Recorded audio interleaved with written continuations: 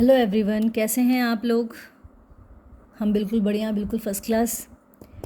कैसा रहा आपका दिन। कुछ दिन वीडियो नहीं बना पाई, उसके लिए सॉरी, क्योंकि मैं चली गई थी गोकुल।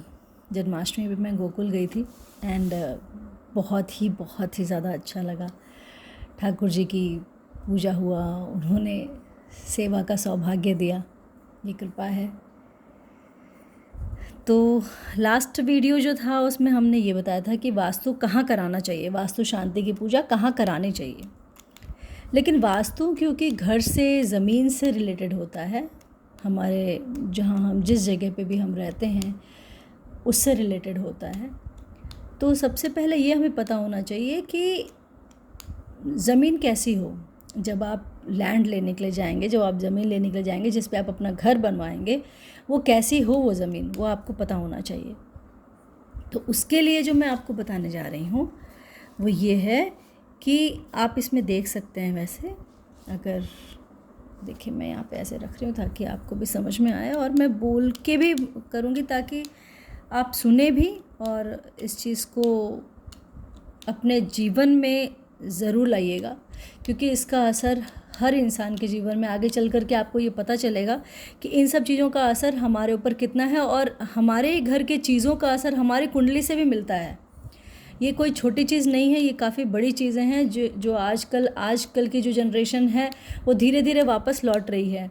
पहले लोग इन सब चीज़ों को बहुत पहले लोग मानते थे, जो हमारे बड़े बुजुर्ग रहे होंगे, लेकिन अब बीच का जो समय गुजरा उसमें इतनी ज़्यादा मान्यता नहीं रही, और फिर से वो चीज़ें आ रही हैं जीवन में जब कठिनाइयाँ ज़्यादा बढ़ चुकी हैं, राइट। तो मैं जो आपको बताने जा रही हूँ वो भूमि लक्षण के जो विचार हैं, कैसे उसको सोचा जाए, कैसे उस ज़मीन को लेने से पहले क्या क्या चीज़ें हमारे दिमाग में रहनी चाहिए, ठीक है, उस चीज़ का आपको पता होना चाहिए। तो जैसे हमारे 4 वर्ण होते हैं, आप लोग को पता होगा या नहीं पता है, वैसे 4 वर्ण होते हैं। ब्राह्मण होता है, शूद्र होता है, वैश्य होता है और क्षत्रिय होता है, ठीक है। तो जब आप ज़मीन लेने के लिए जाएंगे तो रंग से देखा जाता है ज़मीन को, राइट। रंग से देखा जाता है ज़मीन को, और गंध से देखा जाता है ज़मीन को, आकार से देखा जाता है ज़मीन को, टेस्ट से देखा जाता है ज़मीन को। टेस्ट से भी पता चलता है कि ज़मीन कैसी है, ठीक है। तो जब आप ज़मीन लेने के लिए जाएं, कोई लैंड लेने के लिए जाएं, तो उसका रंग देखें कि वो कौन से रंग की है। देखिए, जो सफ़ेद रंग की मिट्टी वाली ज़मीन होगी वो ब्राह्मणों के लिए बहुत अच्छी होती है। लाल रंग की मिट्टी वाली जो होती है वो क्षत्रिय के लिए अच्छी होती है, और पीली मिट्टी वाली भूमि जो होती है वो वैश्यों के लिए बहुत अच्छी होती है, और काली मिट्टी वाली भूमि जो होती है वो शूद्रों के लिए शुभ होती है।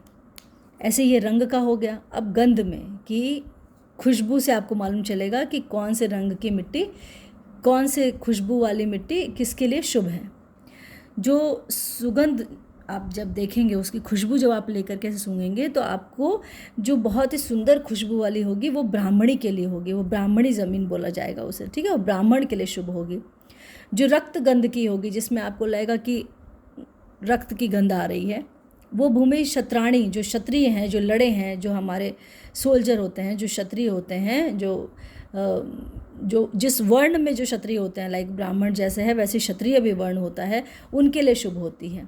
शहद की गंध वाली, जिसमें शहद की खुशबू आए, ठीक है, वो जो वैश्य होता है उसके लिए अच्छी होती है। जो मदिरा, जो शराब की जो खुशबू आती है, जो गंध आती है, वो शूद्र के लिए अच्छी होती है, ठीक है। अब स्वाद पे आते हैं कि कौन सा स्वाद किसके लिए अच्छा होता है। जिस भूमि की मिट्टी का स्वाद मधुर हो, ठीक है, वो ब्राह्मण के लिए अच्छा होता है। जिस भूमि की मिट्टी का स्वाद कसैला होता है, कसैला मतलब थोड़ा सा जैसे कसैला, जैसे करेला कसैला होता है, ठीक है। तो कसैली अगर हो तो वो क्षत्रिय के लिए अच्छी होती है। जिस भूमि की मिट्टी का स्वाद खट्टा होता है स्वाद, वैश्य के लिए अच्छी होती है। और जिसकी मिट्टी स्वाद में तिक्त होती है, तीखा होता है, ठीक है, वो शूद्र के लिए अच्छा होता है। ये देखिए, ये जो एक टेबल बना हुआ है, ठीक है, इससे आप पता कर सकते हैं कि कौन सी मिट्टी किसके लिए शुभ होती है। हम नेक्स्ट वीडियो में हम देखेंगे कि कौन से आकार की ज़मीन, कौन से आकार का की भूमि आपके लिए शुभ होती है। Okay, take care, bye.